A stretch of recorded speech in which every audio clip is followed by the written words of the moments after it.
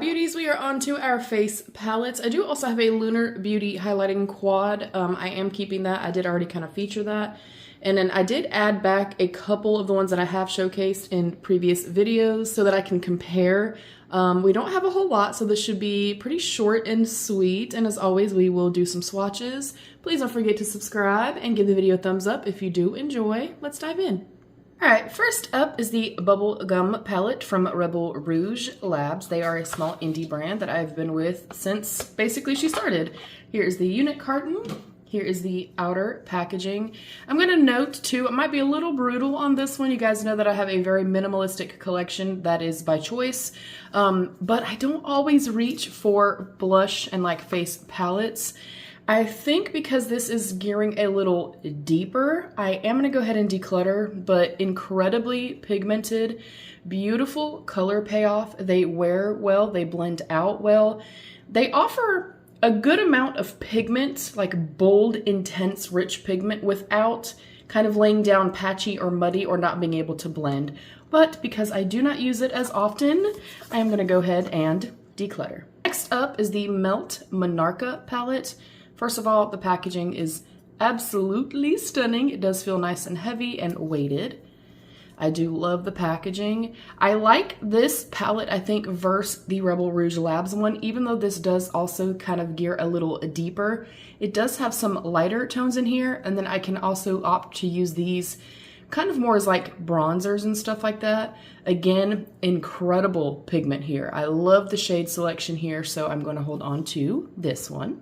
Next up is one that I decided to keep in my highlighter declutter. I'm still going to hold on to it, but I am going to kind of compare and then come back to it, I think. This is my Dior. This is the Dior Backstage quad. Again, I love that there is some shade variation in here. I love the formula of this. I like that a couple of these are a little bit more kind of sparkly, if you will, and have that kind of fine mica in them. I like the shade selection here too. And this is another one that looks really beautiful if you do have more mature or textured skin, I have found. So I'm pretty sure it's gonna stay in my collection. I'm gonna say yes for now, but I will let y'all know at the end of the video. But for now, we are keeping. Next up is the Lunar Beauty Moon Prism Blush Palette. I really, really love the packaging with Lunar Beauty. This kind of honestly is giving me like the Melt vibes. So now I'm wondering if I need both of those. I do also know, while I kind of have this open, I do know that my Cosmetics, the Colorette Blush Trio, also has more like peachy type tones in it. And kind of a more nudie shade. I feel like I can go ahead and let this go. This is another formulation though that looks really, really beautiful if you do have more dry or mature textured skin. And it has like a slight little sheeny quality that's typically my favorite for blushes and bronzers because I do have drier skin.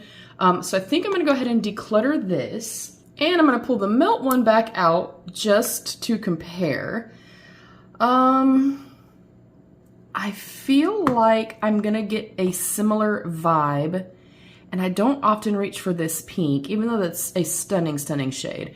I do really, really love this one right here, and I do use it quite a bit. But I feel like kind of this range is the same thing. I think because I feel like I prefer the Lunar Beauty formula. It's a little softer, a little bit more diffused, blends out for me a little bit better and easier. Not that this is bad at all, but I think I have a preference for the Lunar Beauty. So I'm going to declutter the Melt palette. And I'm going to hold on to the Lunar Beauty. Next up, I do have the Benefit Cheek Leaders Pink Squad. This has blushers, bronzes, and highlighters. Love the packaging. It is a little bulky. I don't know if you can really tell how bulky that is. But this does have Tickle and California. It has Dandelion, Dallas, and Hula bronzers. For comparative sake, I think I'm going to look at my little Ofra palette here. And I honestly... I feel like I already have these in some of the other ones. I have actually put this on my resale group in Facebook. And then I was like, no, I think I'm going to keep it. But I feel like I have enough. I honestly don't think I need either of these. I really feel like as far as blushes go, I do have the Moon Prism palette. And then I also have a P. Louise palette that has like pretty much every blush you can think of. But now I'm also kind of looking here and I don't have a whole lot of blush palettes left.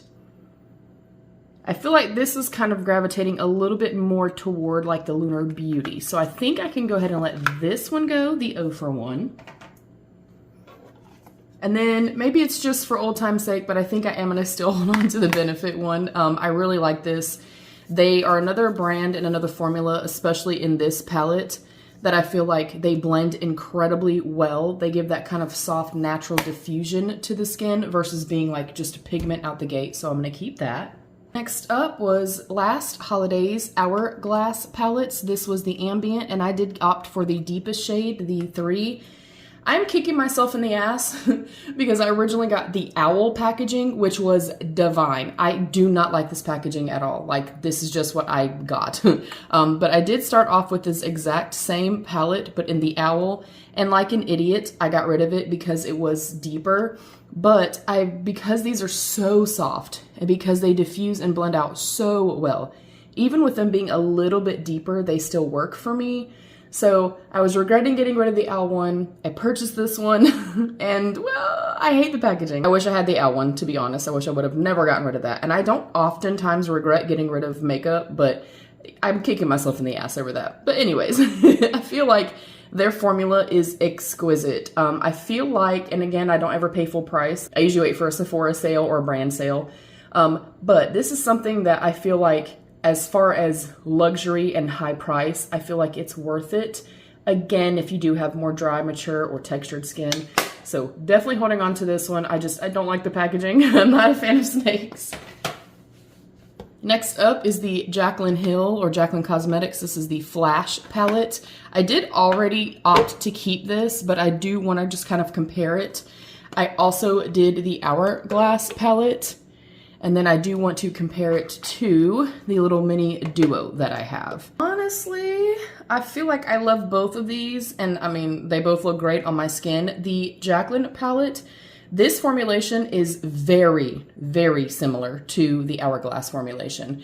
As far as how it sets on the skin, as far as how it lays on the skin and looks on the skin, it kind of just blends into the skin and kind of becomes one. Obviously, Jaclyn Hill is no longer a brand, but I know that you can still find her stuff with resellers and stuff like that. I honestly think I'm keeping both of these. I love the formulations here, so I'm gonna keep both of those. And I feel like I have enough as far as blushes and bronzer type formulas. I think I'm gonna go ahead and pass this one along. This was the Jaclyn Warm Flush and Golden Goddess. Next up, another one that I opted to keep from my like blush declutter is this one right here from by Terry. I love the formulation of this. This is another one that just has this beautiful kind of soft, ethereal finish to the skin. I am still going to hold on to it because I do feel like even though I have a couple similar here, I don't really have this shade or like more of an orchid shade. So I am still going to opt to keep that one. And then last but not least, y'all, short and sweet, this is my Blend Bunny Cosmetics, the Noctilucent Highlighter Palette. And I use this and use this and use this and use this. It is phenomenal. And you can kind of see like, especially from like right here, it's just kind of unassuming. You're like, oh, they're kind of white. But each one of these beautiful kind of translucent white bases has a beautiful color shift to it, and they are exquisite, you guys. I use these consistently. I love matching like whatever eyeshadow I've used, popping whatever color I kind of have on in the inner corner. I love popping it for my highlight. It's just beautiful. The formulation here, let me kind of blend this one out. You can see that this looks incredibly smooth, almost kind of wet and glass-like. Or if you wanted to kind of really punch it up and make it look super opaque, you can also opt to do that. It's just beautiful, y'all. And plus, you know, it's an indie brand, and I love my indie brands.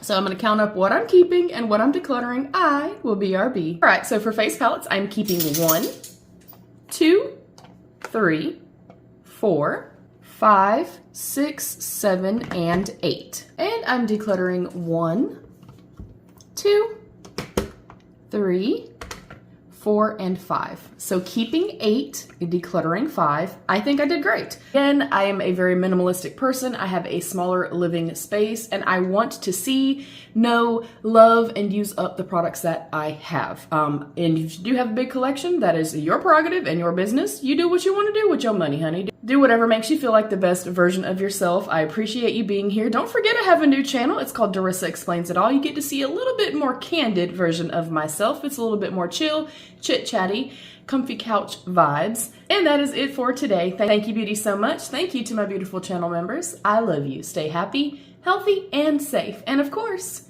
be your own best beautiful. Bye, beauties.